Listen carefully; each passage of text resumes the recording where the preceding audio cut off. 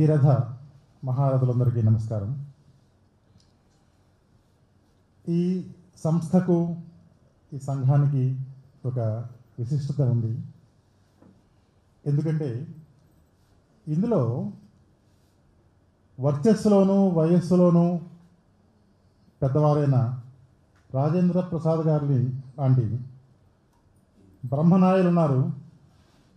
యువ కిషోరు మన చిత్తరంజన్ గారి పిల్లల వంటి బాలచంద్రులు ఉన్నారు. మానస్ దండనాయక్ వంటి వీరాభిమన్యులు ఉన్నారు. ఎన్నో జటిల సమస్యలను ఎదుర్కొన్నటువంటి సందర్భంలో మానస్ యొక్క అభిమన్యుడిని మించినటువంటి పద్మవ్యూహ ఛేదనం చేశారు.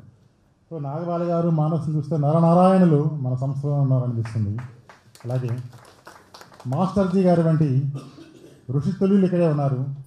మన సాధనాల చల్ల భానుకిరణ్ లాంటి వారి, మన సత్యప్రసాద్ గారు లాంటి సవ్య సాతులు ఉన్నారు. కాంచనపల్లి వంటి కర్తవ్య దీక్షా పరాయణులు ఉన్నారు.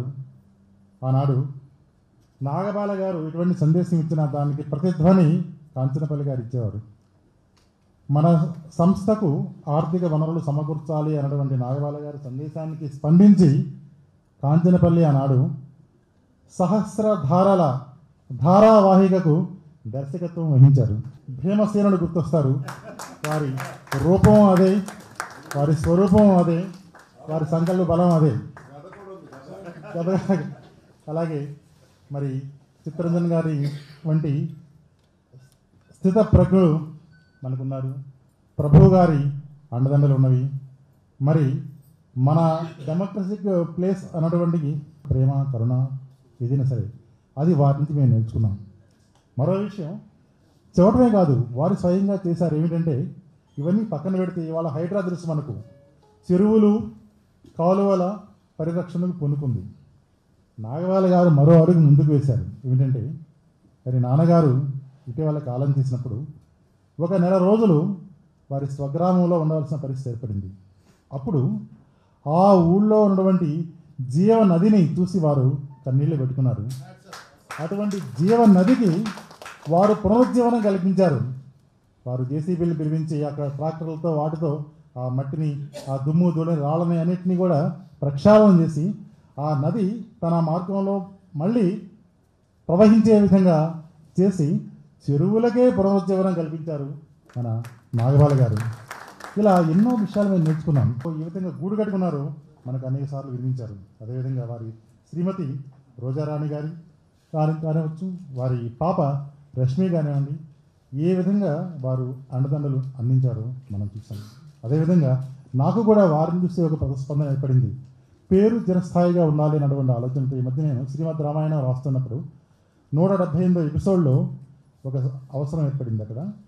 అక్కడ వారి పేరును ఇమిడ్చాలన్నటువంటి ఉద్దేశం నేను రాశానంటే, జయ రామ జయ శ్రీ రామ శంకర, జయ రామ జయ శ్రీ రామ శంకర, శేష మునిజన రంజనం, జయ సర్వమంగళ హృదయ జనిత విరాజ నీల నిరంజనం అంటూ, నీవే గద ఏలిక, బుల్లి తెరకు తల్లి నీవు, పల్లకి రావాలిక, బుల్లి తెరకు తల్లి నీవు, పల్లకి రావాలిక. మన బుల్లి తెరకు పల్లకి వస్తే అందులో విహరించేది సంస్థే కాదు, మన అందరం కూడా. ఇందాక పెద్దలు చెప్పారు, ఇది వెండి తెర కాదు, గోల్డెన్ స్క్రీన్ అన్నారు. కనుక అది కూడా జతచేరుస్తూ, బుల్లి తెరకు తల్లి నీవు, పల్లకి రావాలిక, పసిడి తెరకు మిసిమి నీవు. గోల్డెన్ స్క్రీన్ అంటే పసిడి తెర.